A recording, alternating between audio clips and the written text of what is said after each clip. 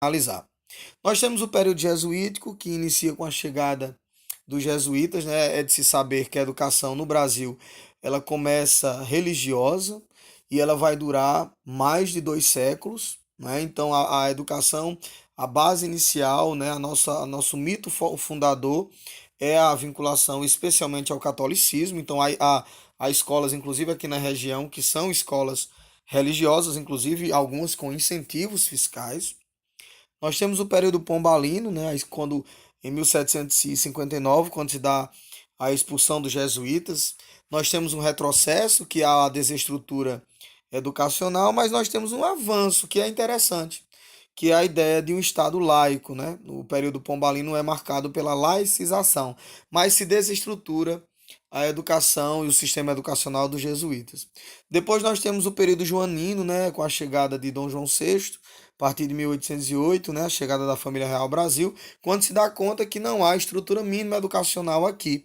Então há academias militares, as escolas de direito e de medicina, mas não se foca no ensino primário, se foca então no ensino superior ainda de maneira rudimentar. Lembrem-se que a gente está aqui no século XIX, ainda estamos com esse problema, enquanto a Europa já está resolvendo o problema da erradicação do analfabetismo. Por isso que nós temos a segunda revolução industrial na Europa, e no Brasil ainda é um país agrário, escravagista, latifundiário e sem um sistema educacional mínimo. Ou seja, a dívida que temos hoje com a educação, ela é histórica, grave e sistêmica. Depois nós temos o período imperial, pouca coisa mudou a partir de 1822, mas nós temos a primeira Constituição Federal, né, que é a de 1824, em 1827 escolas primárias torna-se uma lei, e em 1835 a primeira escola normal. Depois nós temos o período republicano, mas uma curiosidade que a partir de 1889 a educação ela é vinculada ao Ministério da Justiça.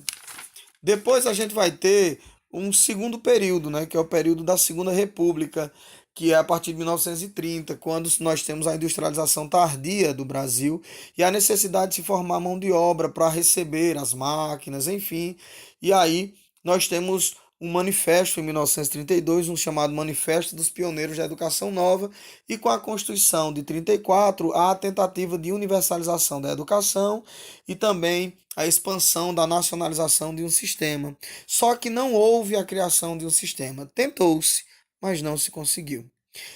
Com o Estado Novo, né, aí nós já estamos na era Vargas, a partir de 37, a escola ela basicamente se volta para atender aos interesses do mercado e à profissionalização. Lembrem de Senai, Senac, Sesc, que é o que é chamado Sistema S.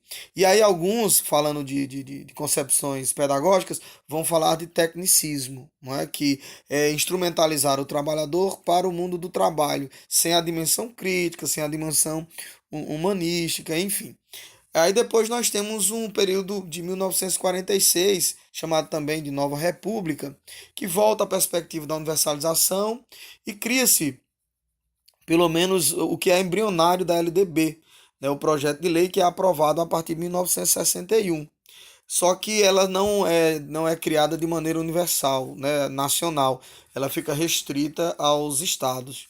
Depois a gente tem aí um problemaço, né, que é o regime militar a partir de 64. Então tudo fica vinculado às Forças Armadas, professores presos, fechamento da Uni, fim de disciplinas como história, geografia, filosofia, sociologia.